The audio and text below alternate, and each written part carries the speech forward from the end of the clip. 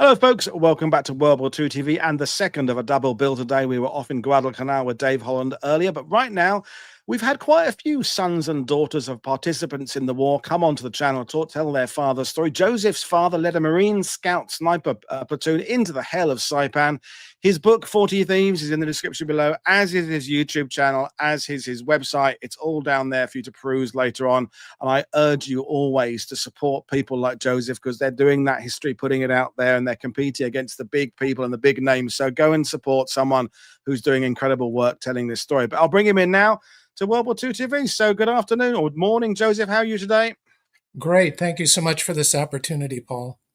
Well, I mean, I'm looking forward to it. And so there's nothing like having someone who's got that direct connection with it. And I think we always talk on the channel about the fact, how are we going to bridge the gap when all the veterans have gone? Well, you know, you got to know these guys, you got to know their families, and I'm sure you're continuing the work with the next of kin. And that's so important that these stories don't just end with the last veteran. Indeed. And it's funny, but this journey to write 40 Thieves on Saipan never ends. Every month, it seems, I get new information from different sources that just bring more color and more personality to the book. And with some of the guys where there weren't many stories about them when it went off to the publisher, now there are just so many more. Yeah, no, absolutely. And it's like when a book is now not just a book, it's like the beginning of a whole media project, because as you say, that the veterans may be going, but the families are there, they're making their connections, they're reaching out, Facebook pages, groups, things like that. But anyway, we could talk about that till the cows come home. I'm going to put up the PowerPoint presentation. So folks, it's going to be lots of stories about people today, which is fantastic. So I'm going to hand over to Joseph to take us through this story. And so over to you, sir. Well, thank you very much.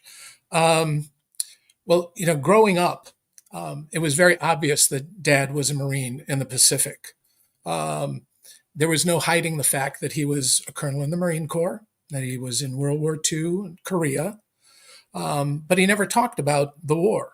He would talk about happier days, like his first posting aboard the USS Maryland with his buddies Goofy Guthrie and Shitsack Rhodey. He'd talk about being posted on Iceland, where he developed a new group of buddies. But that was about it. Since he didn't talk about it much, there was never much interest on my part until he died. And it all began with a eulogy at his funeral. A fellow got up to speak about Dad's tenure as mayor and how progressive he was and what great things he did for the community. But then it sort of took a little left-hand turn, and he talked about the first time that he met Frank Tachovsky. And he said it was in Madison around 1955, and I was there on the GI Bill. Dad was there on the GI Bill, and he was there. He was just a kid, 18 years old, and he was in Naval ROTC. And he'd see Frank around the campus from time to time, and he knew he was from Sturgeon Bay. But one day, when he went into the Naval ROTC meeting, he saw the normally surly Marine sergeant who was always on duty, dressed blues, clean cut, every inch a Marine, smiling and laughing and joking around with Frank. And he didn't think anything of it at that time until he saw it happen a few more times. And he finally went up to the sergeant and said, "Excuse me, but how do you know Frank Tachovsky?" And he said, "That's Lieutenant Tachovsky to you. And when you speak of him, you do it with respect. He was our platoon commander when a Japanese tank broke through our lines and we had no weapons to fight it with. The tank kept advancing, and we all thought we were goners. And then all of a sudden, out of the corner of my eye, the solitary figure runs into the field of fire, shoots a bazooka, disables the tank, and kills the crew inside." That was the lieutenant. He saved my life that day. He saved the life of every man in the platoon. So when you do it with respect. If you pin dropped on the carpeting at that point, you would have heard it. Mm. So talk about kismet, because if that man hadn't gotten up and delivered that eulogy, the wheels would never have been put in motion for what would become the 40 Thieves on Saipan. That very evening, I went online and searched our last name and Saipan and found this from a Marine Corps website. It's the December 1944 Leatherneck magazine article, Tachovsky's Terrors. And there was a text posted below by someone named Chris Tipton, who said, "This was my father's platoon during World War II. Everything in it is true, except they were never known as terrors. They were known as the 40 Thieves." So before I even thought about collecting stories or beginning a book, the title was staring me in the face. So the next day, I went into the garage and dug out Dad's footlocker and opened it up. And it was just a treasure trove of memorabilia from the 1940s. There were race forms from Agua Caliente and Tijuana, where Mom and Dad went on their first date. There were photographs of unnamed men and platoon rosters for Guadalcanal, Tarawa, and his scout and sniper platoon on Saipan. So the first thing I noticed is, I don't know if my cursor shows it or not, but no, you can't use the cursor, unfortunately. Okay, down at the bottom you'll see the name Tipton, Warren H. Well, Chris Tipton, the fellow who posted that article, was obviously his son. Mm. But then the other name that stood out, about right in the middle of the roster, there is a Canule, William F. Jr., Sergeant.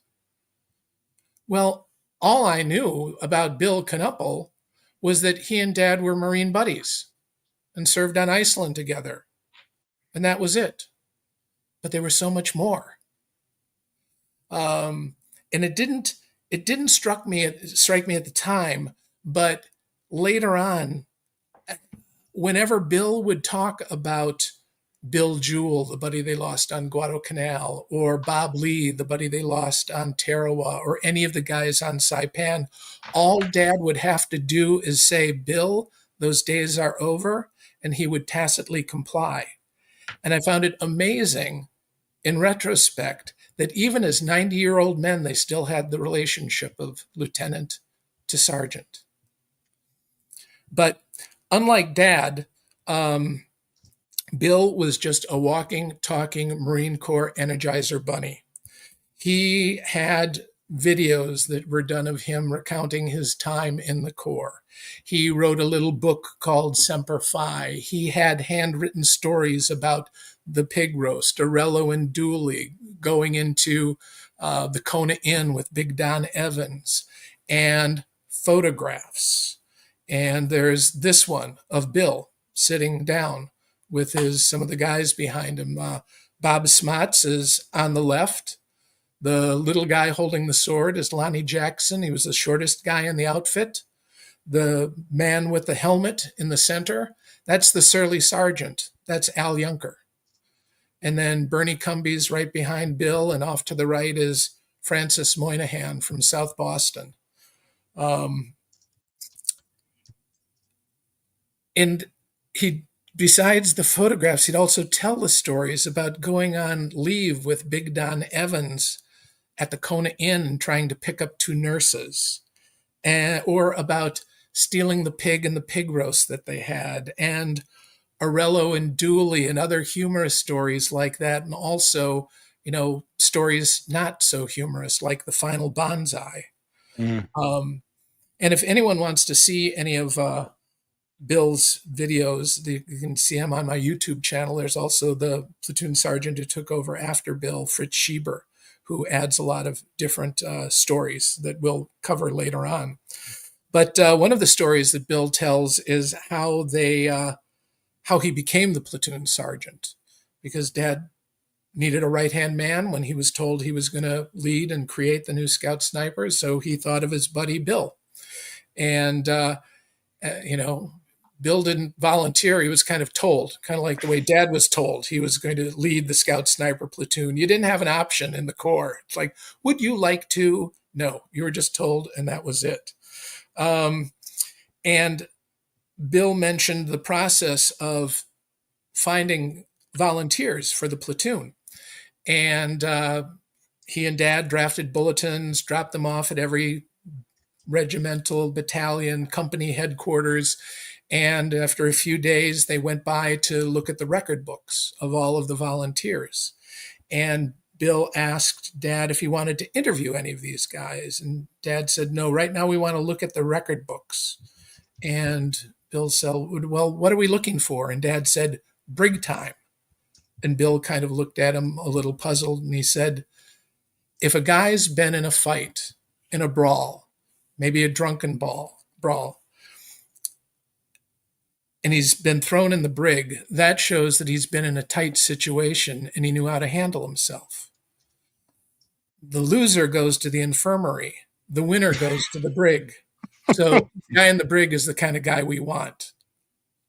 I'm not sure that's an entirely flawless policy there, but it makes real sense. And what you're already doing, Joseph, is when you pick up a sort of a generic book about World War II, and it says this platoon was formed in after basic training at, and the commanding officer was, you get none of this background as to the how and why. It's like the Rogue Heroes show on BBC about the forming of the SS. You've got to kind of, it's cool to know these stories, these they would call it what they call it in those sort of superhero, they call it origin stories, don't they? That's what they call it.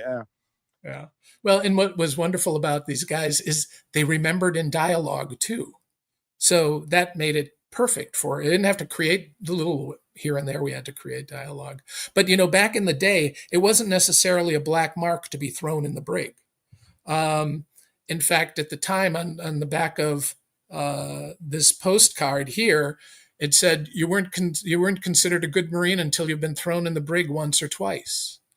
And I know it was General Puller who said something like, take me to the brig. I want to see the real Marines. And one of the real Marines here on the right is big old Don Evans. He and Canule buddied up for Saipan. The fellow with him is Joe Kyle. Kyle was in my dad's Tarawa platoon, and it always puzzled me why he didn't volunteer to be a scout sniper. But it turns out he had malaria during the recruitment process. So he was, left out. But he and Don were good buddies, and they went AWOL together the first time. They were both injured on Guadalcanal, and they were sent to a field hospital in the New Hebrides, and it was determined that their wounds were such that they were going to be sent home, but they'd have none of that. So they went AWOL from the hospital, hopped on a ship, and hitchhiked their way back to Guadalcanal, where they were promptly thrown in the brig. Evans' second tour of duty in the brig came on New Zealand, which was where they were stationed between Guadalcanal and Tarawa.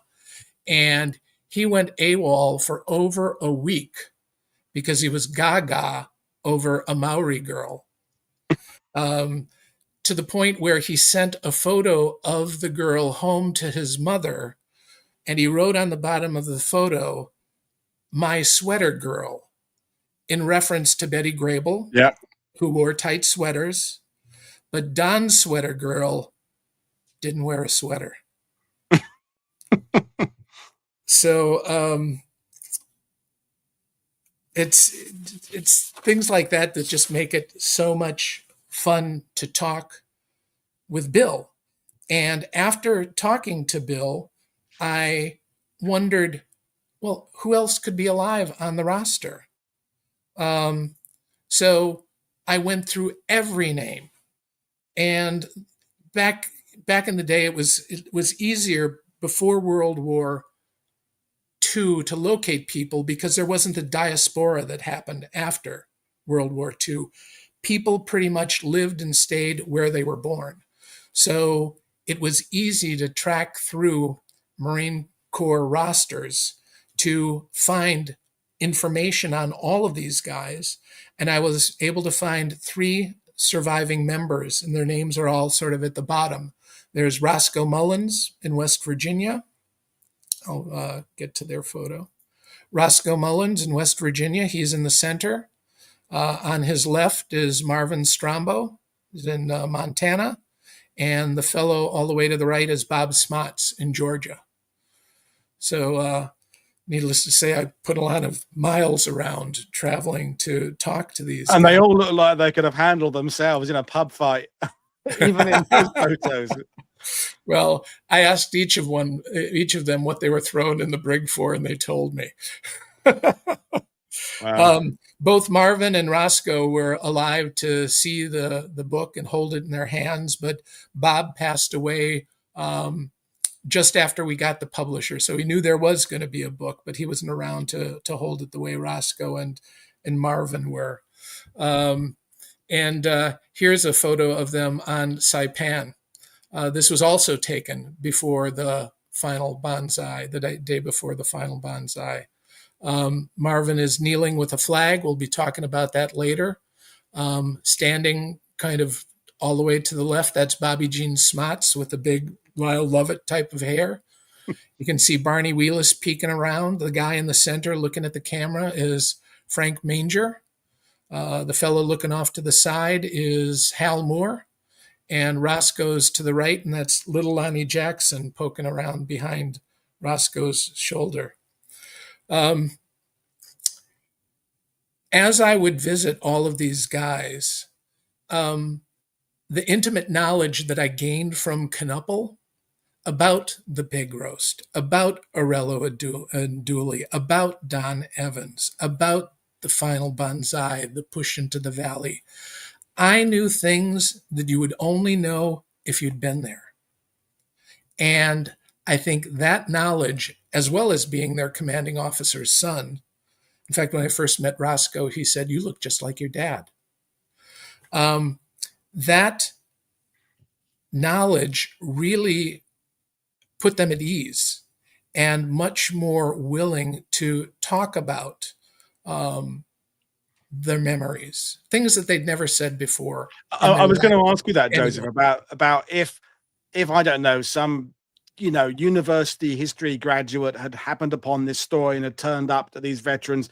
I can't see them just divulging the kind of stories that they did to you, because being the CO's son, a unit like this, the spirit they foster, it works, but it doesn't travel outside. In a sense, it's not even something generally they would even tell their wives or families about. So you obviously had that sort of special pass and special access to cut straight through, and they could just tell you the truth. Exactly. And they were so willing and open, willing to open old wounds and discuss sacrifice and loss and talk about buddies that were killed without batting an eye. And yet every time they discussed the horrors at Marpe Point, they'd break down in tears. And because Japanese propaganda was such that it painted falling into the hands of the Marines being worse than death. They were like cruel sadists. Al Junker, the surly sergeant that was at the ROTC, he told his son about his experience at Marpe Point, where he's trying to convince a Japanese woman who is holding her baby to surrender. And they were given this phrase card so they could say "Shimpi Shinaide." And he thought that he had finally convinced the woman to surrender because she smiled at him. And as he sort of relaxed, thinking that, she'd surrender, she threw her baby off the cliff and then jumped after her. And Al told his son that every night when he closes his eyes to go to bed, he sees that smile. Wow. And that smile haunted him for the rest of his life. So, Wow. as I learned more about these guys, these men, it struck me that their journey was no different than what Joseph Campbell describes in his monomyth, Mm. which outlines the stages of a mythical hero's journey from, the call to adventure and then entering an unknown world, encountering challenges and overcoming them, the metamorphosis that occurs, and then having to return home. But these guys were no myth. Here's a photo. And one thing that Marvin was great about is attaching names to faces. So even though he hadn't seen these guys since 1944, he could name everybody in this photo. There's big old Don Evans that we talked about before. He was the quintessential Marine. He was the big man on campus. He was the star of every Southeast Knights football team, and he won the Mr. Kansas City contest. Not once, but twice. The guy just next to him who has his head kind of cocked to one side, that's Wild Bill Emmerich. He was a club fighter out of Chicago. It looks like he's taken one too many right hooks. And he talked out of the corner of his mouth, kind of like a gangster, and looked a little bit like William Bendix. Bill Canule said of him, he's the kind of guy that you wouldn't want to run into in a dark alley, unless you were on his side. And then just on the other side is Fritz Schieber. He took over the platoon as a sergeant when Canule got sent home after the Battle of Saipan, when he got through his 21st bout of malaria. That was in his record book, 21 times. The guy that's sort of in the center, that's Albert Malanga. We'll talk about him a little bit later. Kneeling with the binoculars right below Fritz is Hal Moore. He wrestled in the 1950 Olympics, but he was cheated of a chance of getting a medal because of a scoring error. And although the scoring error was acknowledged, they didn't reverse the decision. So he just got denied a chance for Olympic medals. Bill was going to be sent, Canule was going to go to the Olympics, but at the time he was a single father of two little girls, and it didn't feel like he could, his girls took priority. Mm. The little guy that's just to the left of Hal Moore, that's little Lonnie Jackson. I learned from Don Jackson, his son, named after Don Evans, that when his dad first went to enlist, he was 5'3" and denied because the Marine Corps' requirement is 5'4".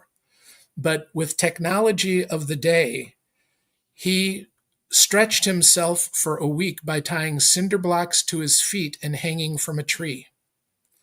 And after 1 week, he was exactly 5'4" and got to be a Marine. But one thing that it was a little sly, and these guys were all sly. They grew up during the Great Depression, so you had to be sly. When they measured his height, they noticed that he had to take off his shoes, but not his socks. So he put a layer of cardboard in his socks, just as an insurance policy. And then the fellow holding the dog is John Zuziak. And later on, we'll be talking about his photo album that I acquired that really helped contribute a lot to the book. Now, besides the guys who were living, Roscoe and Marvin and Bob and Bill, I found families, and one of them was the daughter of Frank Manger. He was also in my dad's Tarawa platoon and then volunteered to be a scout sniper. And she helped to identify him in this photo by the draping of his hand. Here's a photo of him after the war. Draping of the hand. Because how do you get from this face to that face? Yeah. Well, you're being corn-fed on New Zealand, being fit. And here you're 3 months into the battle, getting little or no sleep and eating sea rations, maybe having to share them with another guy for a day or two. I think Bob Smots said he lost something like 40 pounds during the Battle of Saipan.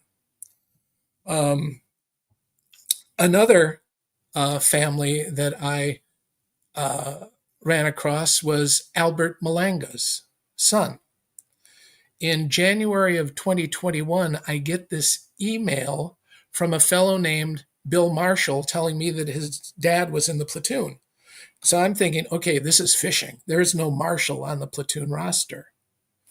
But all of my information about Albert Malanga had him being born in New Jersey in 1923 and dying in Coral Gables, Florida in 2004. But that was a different Albert Malanga. This Albert Malanga in 1950 changed his name to Albert Marshall because there was an Albert Malanga who was a mafiosa who had just been sent to prison for murder. So that's the guy who was probably buried in Coral Gables. And Albert Malanga was still alive in December of 2020, almost 1 year after the book had been published, and I never knew. He was there all the time. He's in all of the photos, and I never knew. But as Albert Marshall, he went on to have a good singing career afterwards. So you get to see him before and, the Corps and as a singer. So one of the things that Bill would talk about is his buddy who wrote a book. Okay, well, I have a buddy who wrote a book. What's that? But the buddy turned out to be Leon Uris. And his first novel was Battle Cry. And Bill and Uris were buddies. They were both in H Company for the Battle of Tarawa. And then Bill went to the Scout Snipers and Uris stayed in H Company, but they were still buddies. And this is Uris's story of his time in the Corps. But everything is kind of anonymized, but not necessarily to protect the innocent. Like Colonel Raymond Murray is known as High Pockets. And Howlin' Mad Smith might be called Screamin' Joe Blow or something like that. This is like the James Jones Thin Red Line that we were talking about with Dave this morning, that changed the locations in Guadalcanal, changed the names, but you can see the direct parallels with real places and people. Exactly. And in Battle Cry, he talks about this notorious band of thieves within the 6th Marine Regiment, and they're nicknamed the Foxes, and how their camp is sequestered away from everyone else in a secretive fashion, which the 40 Thieves were, and how there is an aura that their camp was kind of almost like a sportsman's club because they had their own washing machine and showers, which the 40 Thieves did because they had friends in the Seabees and acquired other things by marine methods, which was their euphemism for stealing. But one of the things that he writes about is an episode where they stole an Army colonel's Jeep. So I get really geezed up about the idea that these guys stole an Army colonel's Jeep. So I first go out to drive to Montana, see Marvin, and I ask him the question, and he got this deer in headlights look as though he was testifying in front of a Senate subcommittee against the Corleones. And he thought for a moment and said, no. So then I drive to West Virginia and ask the same question of Roscoe. Did you guys ever steal an Army colonel's Jeep? And all he did was laugh and shake his head. So right now I've got 2 strikes. I've only got one more to go. So I drive to Bob Smott's, my last hope in Georgia. And I said, Bob, did you guys ever steal an Army colonel's Jeep? And he said, no. At which point I was just deflated. But he continued and said it was an Army captain's Jeep. And we beat the hell out of that thing. And then he talked about how they painted it marine colors and how they'd use it to go on booze runs to raid, Navy supply depots. And even the day that they got caught driving it around. Some MPs stopped them, and they said, "Oh, thank God we found you. We found this Jeep back in the gully over there. Where do we return it?" And then they were wondering even if they'd get a reward. So they were Because pretty. the elephant in the room, someone asked it really on, is, where does the 40 Thieves moniker come from? Did they give it to them themselves? Were they given it by some other unit? Is it the press that gave it? Is it an amalgamation of all three? According to Chris Tipton, other guys in the regiment referred to them as the 40 Thieves. Right. And I didn't make the connection at this time until much later. But in January of 44, Alibaba and the 40 Thieves, starring Maria Montez, Andy Devine, and John, I forget his name, was very popular. And so there were 40 Thieves comic books, 40 Thieves everything. And a platoon is normally 40 men. Yeah. So I'm sure with that name being fresh in everyone's mind because of the popularity of the movie, that's how they got the nickname 40 Thieves. There was a 40 Thieves, if I remember correctly, in either G or H Company 506 of the 101st Airborne. Now, I knew a veteran called Lou Vecchi who was part of that. Yeah. And weirdly, 70 years later, is a typical World War II TV rabbit hole. He was a very straight-laced, kind of didn't drink, almost pious kind of guy. And although he ended up in his platoon and was proud of being it, he hated the nickname of 40 Thieves. He was, "Oh, I wasn't that. I didn't like that. I was a good guy." And we were at a restaurant in Carenton with him, a group of us. And he kept saying about how bad he didn't like the name. What he didn't know is we were secretly filling the pockets of his jackets with cutlery from the restaurant table. And when he stood up to go, all the cutlery fell out on the floor. We went, "No, what are you doing, you bloody thief?" And he was absolutely really quite pissed off at us. But it was a hilarious moment. So yeah. I hadn't realized about the Alibaba thing. So I guess that was obviously a thing that happened. So we know of a Marine platoon, we know of an Army airborne platoon. So I'm guessing it was something that happened and they just, platoons being about that number. Yeah, great. Well, in the Corps in those days, it was generally known that you weren't necessarily punished for the crime, but for your carelessness at getting caught. Yeah. It's all, you can do what you want, but don't get caught. Yeah. And really, Marines of World War II were all kind of notorious thieves because they were the poorest equipped branch of service. Yeah. As I mentioned, they referred to stealing as Marine methods. My dad wrote home about how it amazes him at how much they do with little or nothing.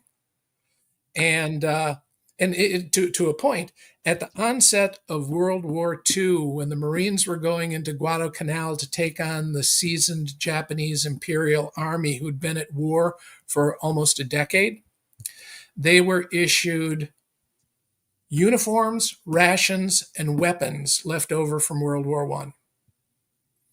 At a 1903 Springfield, bolt action, single shot, 5-cartridge magazine, and they won. So they were all notorious thieves. Obviously, these guys excelled at the craft, where the regiment, bestowed upon them that nickname. One of the stories of their thieving exploits doesn't involve the Army, but it happened on Hawaii while they were training on Parker Ranch. This is a map from the camp newspaper, the Tarawa Boomdie. And you can kind of see Parker Ranch. There's, you can't see where my cursor is, but there's a cowboy lassoing a steer, and it says Parker Ranch right in the middle. Yeah, got it. Yep. And up to the left, you'll see a ship out in the ocean. Yep. Every day, not every day, but once a week, Dad would take the guys on a 20-mile march run to some beaches on the southern side of that island to practice rubber boat landings, because that was going to be an option for them being the first onto Saipan. So they would do that once a week. But after training hard for a while, Dad thought he'd give him a break. And instead of heading south, they headed north to where the Hawaiian Paniolos, and you can see an image of a cowboy with a lasso right by the water, and how they herded the cattle into the ocean where they'd swim out to the ships and then be hoisted aboard ship to be taken over to overseas markets.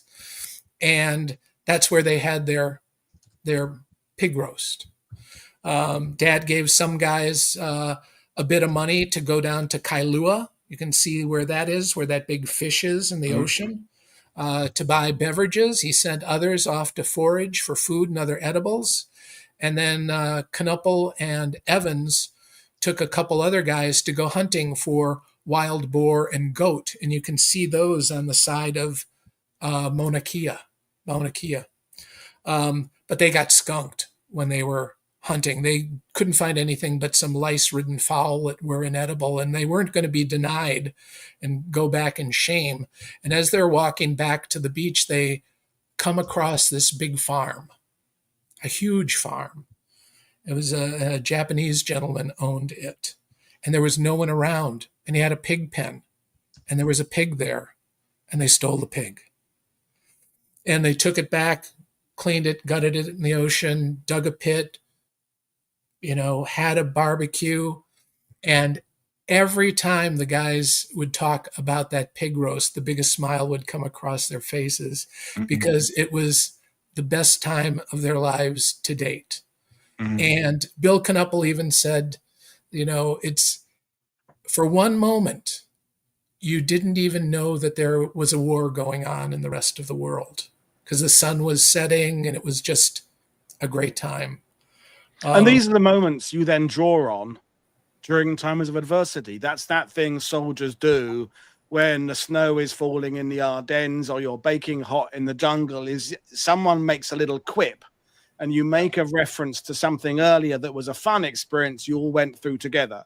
And now it helps you go through this terrible experience together by that tiny little bit of humor that you can draw on. So wars are long and the downtime is extensive, and you've got to find these ways of bonding men so they can draw on that inner resolve that you can't train into someone. It just has to come from something. Exactly. And besides being trained in all of these stealth tactics, they all had lives before. Like Albert Malanga was a singer. Jesus Orozco had a great baritone voice. There was a guy named Vince Slavin who led a dance band in the Midwest before the war and was famous for his rendition of The Sheik of Araby, where after every stanza of "Into your tent I'll creep," he'd coach the audience to scream out, "With no pants on!" And that brought down the house. But it was just a time in their lives that was just so memorable. Another acquisition that they made happened at the expense of the Army. Don Evans had a couple buddies who were in the Army, stationed at Schofield Barracks. Don Evans is number 27. He has a little X above him. In that same row off to the left is number 23. That's Norman Dooley. He became a prominent psychiatrist in Flagstaff after the war.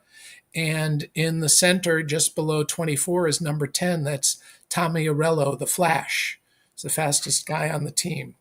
So before the 40 Thieves shipped out for Saipan, they made port in Honolulu for a few days before they had to go off to war.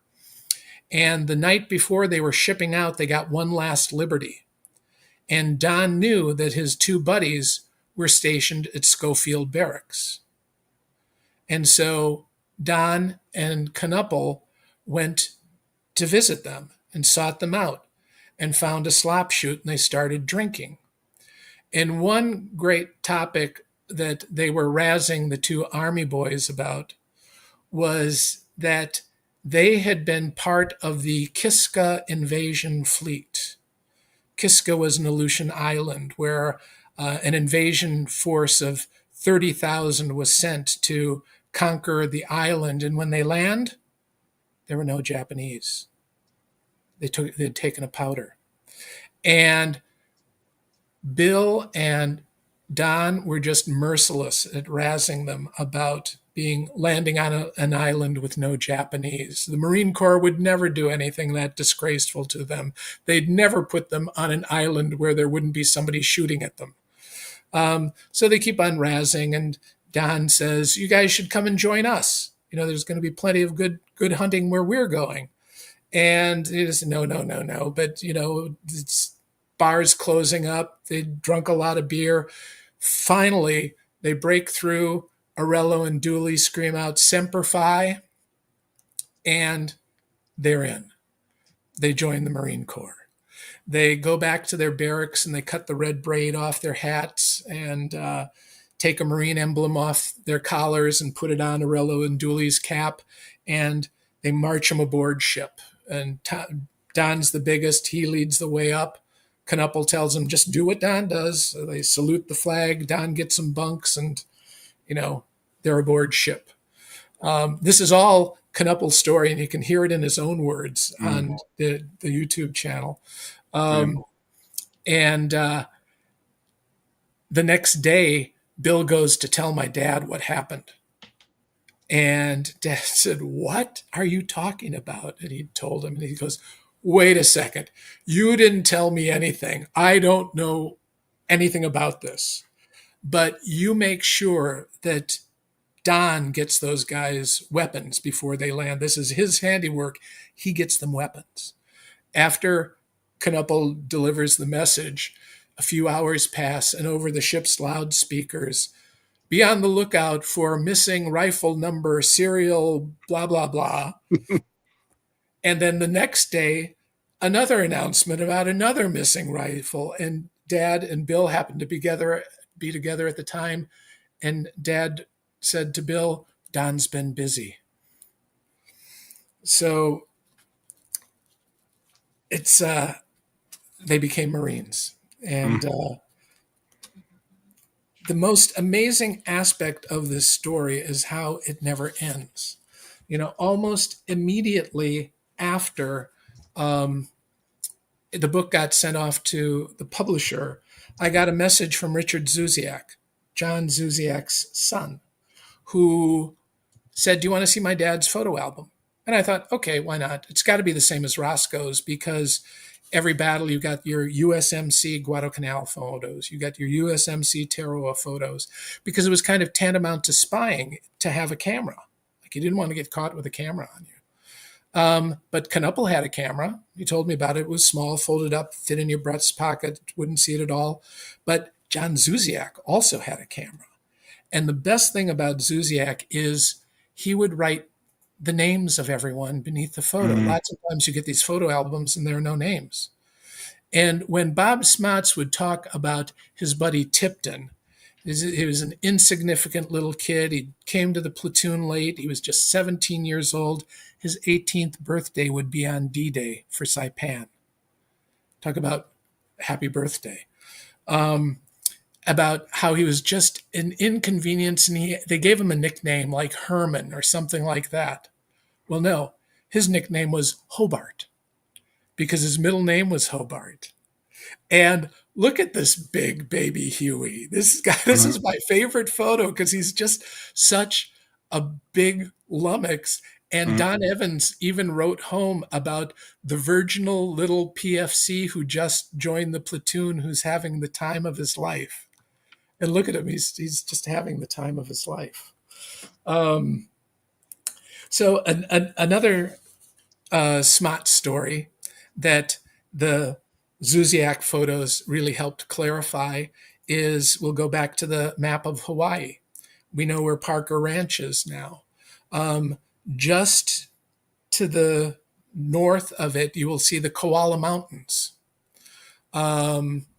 There's sort of like three fingerlet canyons cut into the side of Hawaii. The Koala Mountains are right next to it. Bob Smots tells a story about being sent up to train in the Koala Mountains on stealth techniques and target practice and camouflage and things like that. But they meet a Japanese rice farmer who shows them a viaduct through the mountain where sugarcane goes from one side to a processing plant on the other. So they wade through it and they emerge above the Waipio Valley, very verdant farmland. And then he goes on to show them these three fingerlet canyons where he tells them that Japanese submarines dock there and get resupplied by a village just north of the fingerlet canyons, which is Polalu, right here. And the village was put off limits by the FBI because it was full of Japanese sympathizers, which wasn't unusual in Hawaii at that time. It was not a state yet. It was just a territory. And so much so that all of the men there had been sent to internment camps, and the whole population consisted of women and children.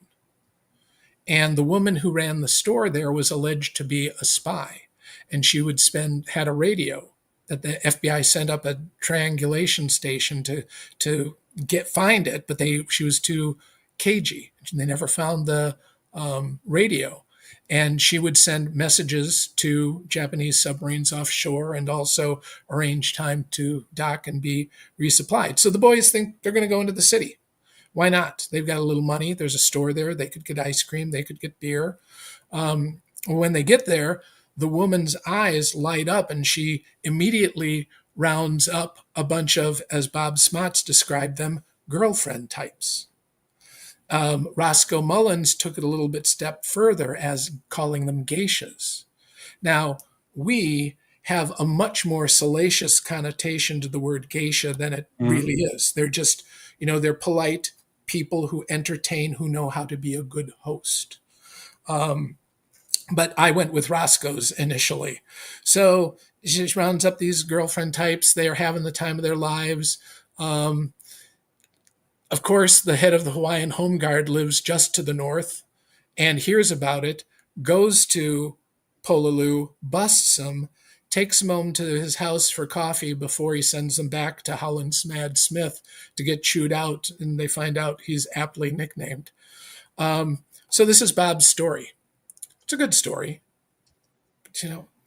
but how much of it is really, true? Well, John Zuziak was there.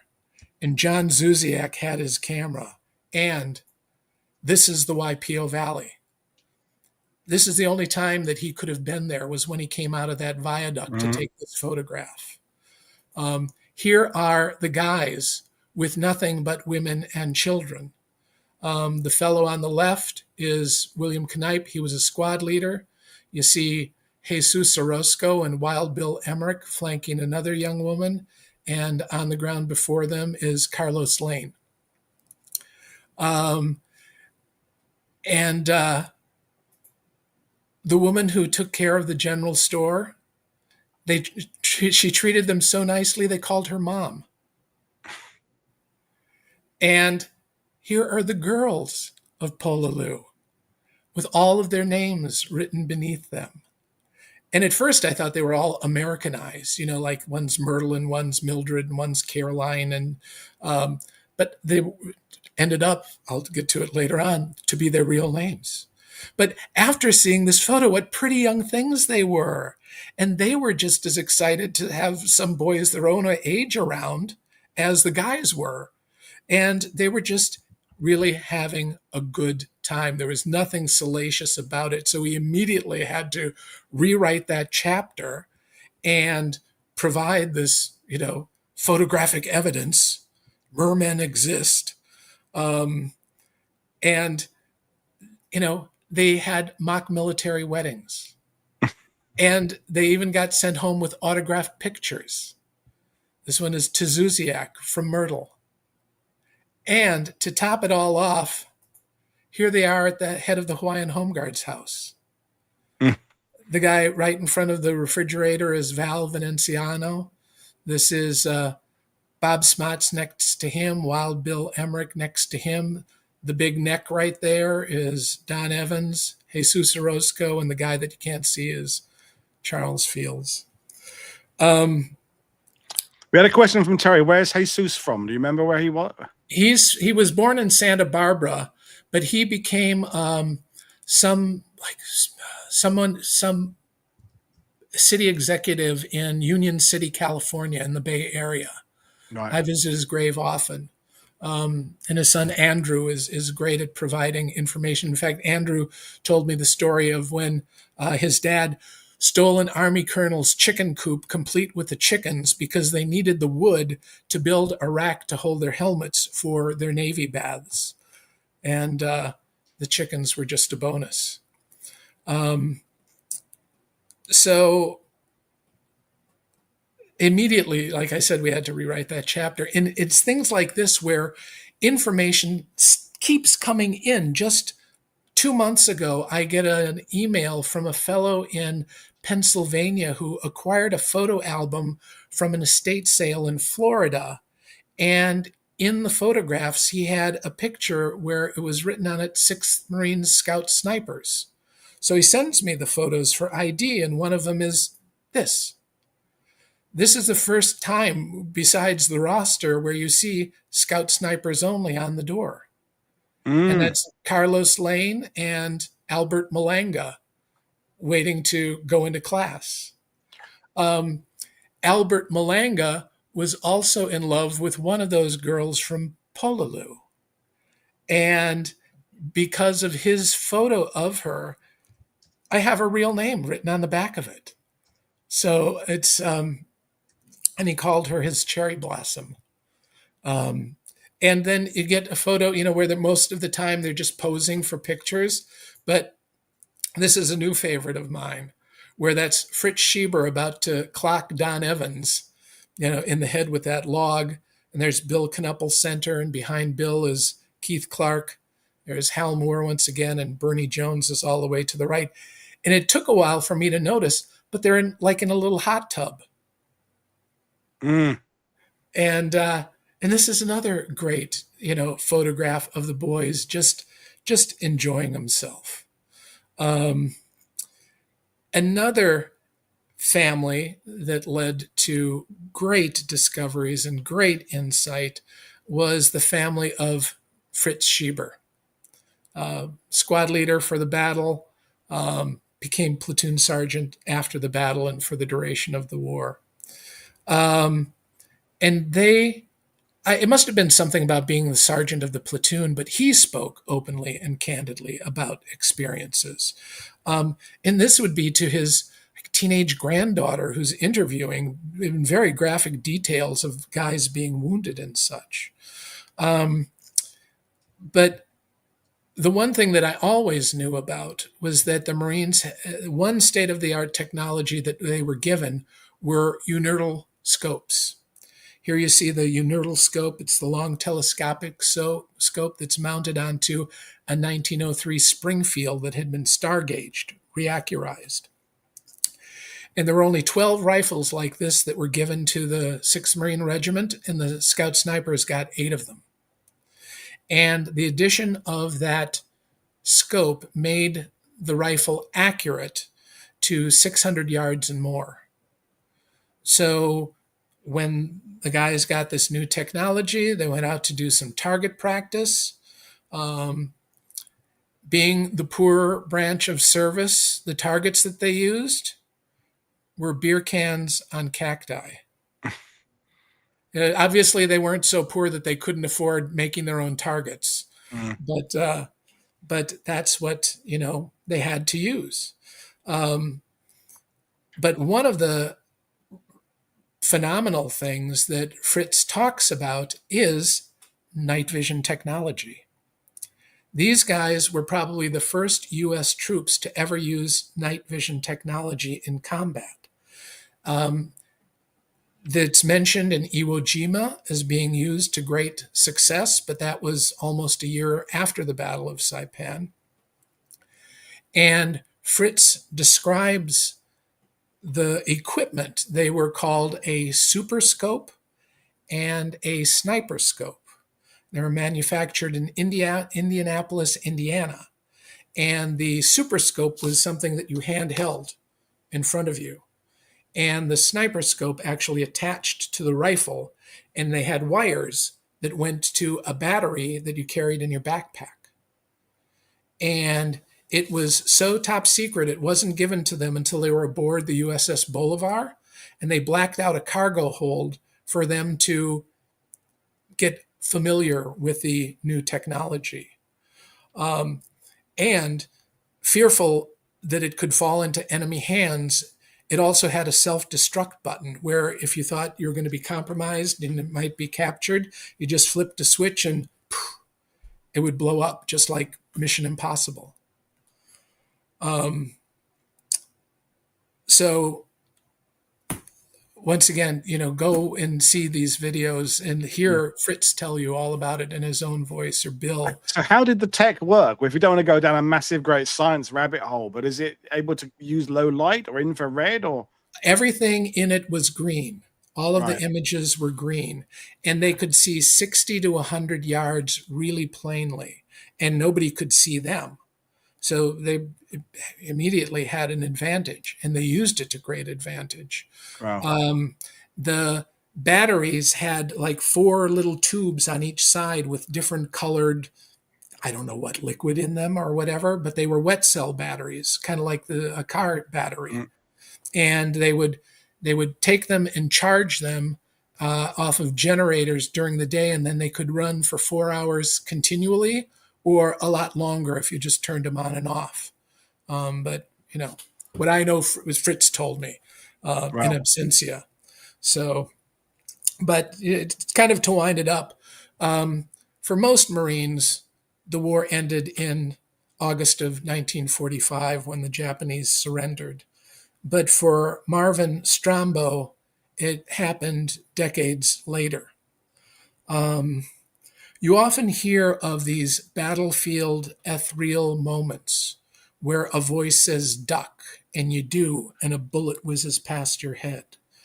Marvin had one of those moments on the outskirts of Garapan with a dead Japanese captain who was lying in a field amid other dead Japanese who were hit by a mortar strike. And there was something about the dead Japanese captain that Marvin was just drawn to, and he looked almost as though he was just asleep, very peaceful. And he could see the captain's Yosagaki Hinamaru, a good luck flag. It's a rising sun flag that members of the family sign with well wishes and whatever. It's very sacred to the Japanese. And Marvin saw the flag and wasn't going to take it at first because he knew it was sacred to them. But he thought, well, if I didn't take it, maybe somebody else will. Here's a picture of Marvin with that flag that he acquired on Saipan. And here is Marvin with it in 2017. Due to the markings on the flag and families still staying in the same area, the family of that dead Japanese captain was found.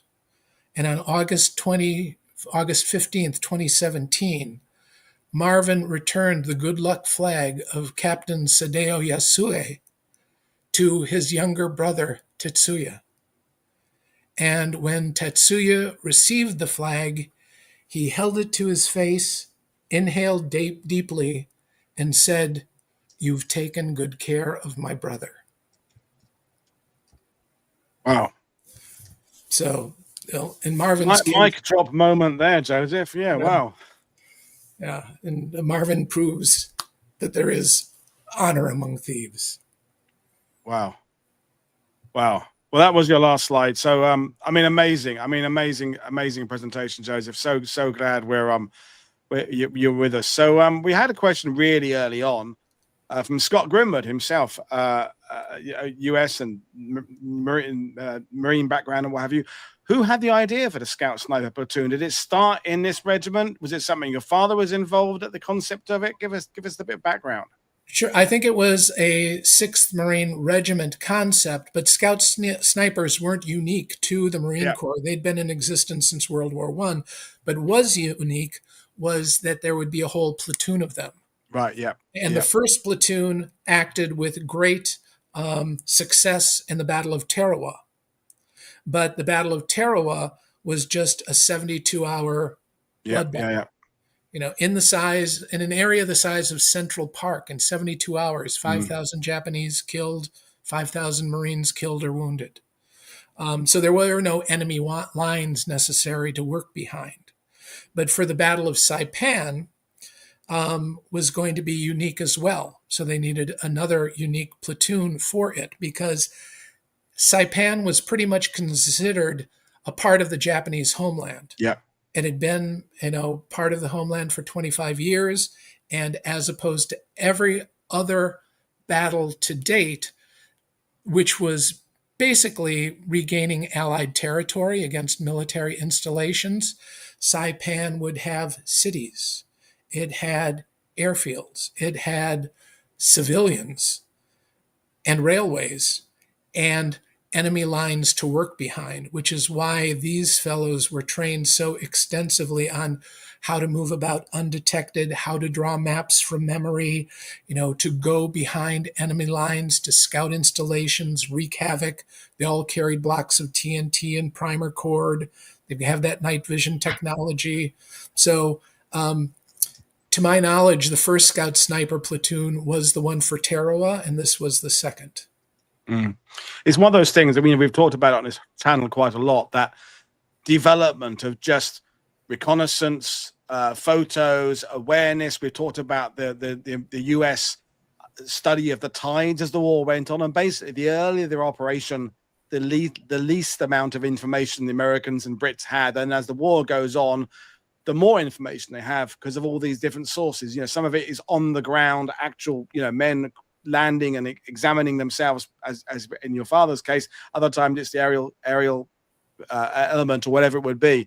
How many of the men survived? I mean, it's people always want to know that. A platoon like that. You've talked about the incredible bonds these guys had. The downside of a bond that close is that when you lose someone, it's more devastating than someone you've barely known and you've met that morning on the landing craft. Right. Well, I think, to say only 5 died and that you were pretty lucky, minimizes everything. But, 5 men died on Saipan. And another member of the platoon died in Korea after and won a Navy Cross for his actions posthumously. But 5 men died, 3 of them in an ambush that they walked into. A well-concealed ambush. Wow. And it was customary for guys, when they got home, they would name their child after a fallen buddy. And my dad's best buddy was Joe Dulcich. They went through OC class together. And Joe was paralyzed on Saipan. A sniper bullet severed his spine. And they all thought he was dead when they hauled him away. But he lived, and he went through several unsuccessful surgeries. And in 1951, the sniper's job finally, he did his job, and Joe died. And when I was born, I was named Joe. Wow. Another mic drop moment there. Fantastic stuff. We have another question. I mean, I think it's mentioned on your website. I mean, I'm sure I've seen it there on your website. Scott said, was Lee Marvin part of this unit? I mean, Lee Marvin came up. We did a show with Lee Marvin's biographer, Dwayne Epstein, a couple of years ago, and he came up on the show with Stephen McLeod, talking about more of an operational study, the Marines landing on Saipan. But was he part of the unit? No, he was trained as a scout sniper, but more often than not, scout snipers would be attached to a battalion or a company and function in that regard on their own. But he was on Saipan. I think he was injured on Saipan too. Yeah, he was. Shot in the ass, I think. Yeah. But he wasn't a member of the platoon. Okay, thank you. Another question came in from Pete earlier. You've shown some of the photos. There's some wacky haircuts. There's some ignoring of dress regulations there. But did they have any kind of distinctive insignia that they were snipers? You said about the night scope having a sort of self-destruct thing, and the fact if if a Japanese soldier caught you with a sniper rifle, they would know you're a sniper. But Was there any identifying features? Because he says that the Japanese might have treated a sniper particularly worse. Well, they did have some moniker, but I think it was just stenciled onto their uniforms.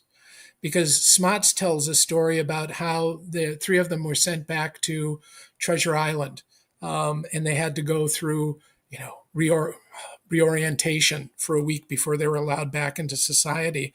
And from there, they hopped a train to take them down to San Diego, and they all, got boozed up and passed out on the train. And when they got to San Diego, the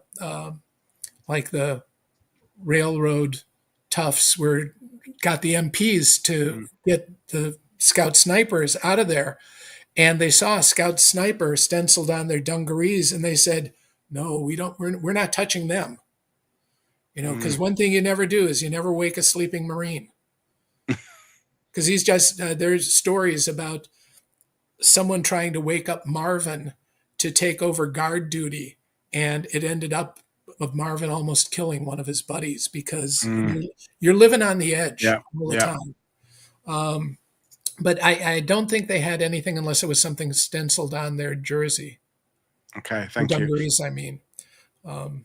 What's the other? So you talked at the beginning about the fact that you discovered so much of this story after your father's passing, and he went on serve the Marines for plenty of years. The fact he didn't talk about it, obviously the go-to response is PTSD, trauma. He doesn't want to talk about, but also I know there's some other people who've served. Is that the further up the chain of command you move in the military, the less close connections you have with the men under your command. I think one of our resident viewers, Rob from History Traveler. History Explorer, talks about the fact of major is maybe about the last rank where you start knowing people, but captain more likely. Do you think this was your father's quote unquote favorite time in the war because he does know the men? They are his friends in a sense. He's got them there. It's a family, and then as he moves on, it's never quite the same again. Isn't that the case with almost everything? Your first experience is the best experience, and and why did he save all these things? Once again, he could have just thrown them all away, like whoever gave up that photo album in Florida. But he saved everything, and I think it was for a purpose. But back to the PTSD thing, one thing that Alma Smots, Bobby Jean Smots' wife, talked about. She took me to a side one day and told me how great it was that I was here to talk with Bob, because he's never had anyone to talk to before about this in his life. And he had a son too, who passed away tragically young. And then she went on to confide in me that as a young bride, she would wake up at night to Bob choking her because he was having one of his nightmares. And his nightmare happened on Saipan. Roscoe's nightmare I was able to incorporate in the book. Marvin's nightmare I was able to incorporate in the book. But Bob's I couldn't because it happened on Saipan, where he sees his best buddy killed and then takes off into the elephant grass chasing the Japanese soldier who killed him. And he gets there and they get, involved in hand-to-hand combat. And she wakes. Imagine being a 20-year-old woman, 21-year-old woman, and your husband, your beloved, you wake up to him choking you. God bless her for having the great love to work her way through it and understand it. And she told me that eventually she discovered the early warning signs and could wake Bob before that would happen.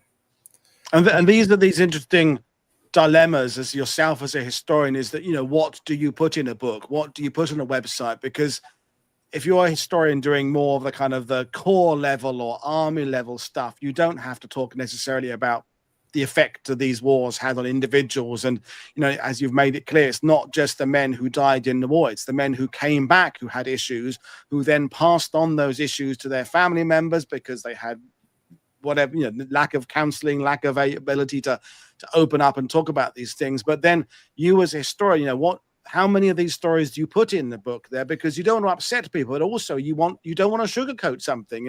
There's too much kind of over celebration of the war without understanding the damage it did to people.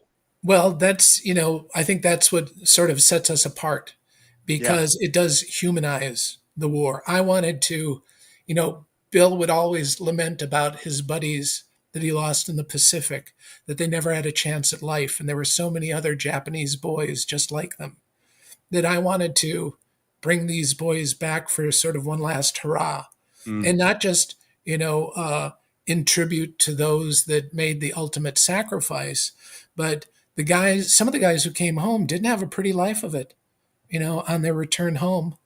Two guys who were married and had children before they shipped out, when they got home, like within a year, the wives had left them with the baby, like, in Thieves in the Night, never to be heard from again. And the children are adopted by some stepfather, and they may never know anything about their dad, except that maybe he died in the war. And even though he survived, maybe he did. Yeah. Well, I think that is a poignant and important place to bring this discussion to an end. So folks, I think all of you in the sidebar have been really impressed by this talk. Of course you have, and I'm hoping to see you all going out and getting a copy of this and expanding on our knowledge, our collective knowledge of the Battle of Saipan, but also what war does to people. So Joseph, it's been absolutely incredible talking to you. I hope you continue to make connections with family members and other people there, because the work you're doing is very important. Well, thank you so much, Paul. I appreciate it. And if people are interested, the Marine Corps Scout Sniper Association is building a monument for all Scout snipers who were killed in combat. And you could check it out by going to their website. It's pretty, give you a little spoiler alert. Tommy Arello, one of the Army boys, he was killed on Saipan, but they're going to include his name on the Marine Corps monument, because even though he was U.S. Army, he died as a Marine Scout sniper. Wow. Absolutely fantastic stuff. So folks, I'm off tomorrow, then back again with 2 shows on Friday. We're talking about the Malmedy massacre as part of our war crime series. Then in the evening, we're looking at the Red Arrow division, so a U.S. Army division in the Pacific. Looking forward to that one. Then loads more stuff coming your way next week. In the meantime, please consider becoming a patron to the channel and or a YouTube member. Go to my guests' websites, look at their YouTube videos, buy their books, so they make us more content in the future. So thanks, Joseph. Thanks, viewers. I will see you all on Friday. Cheers. Bye. Thank you.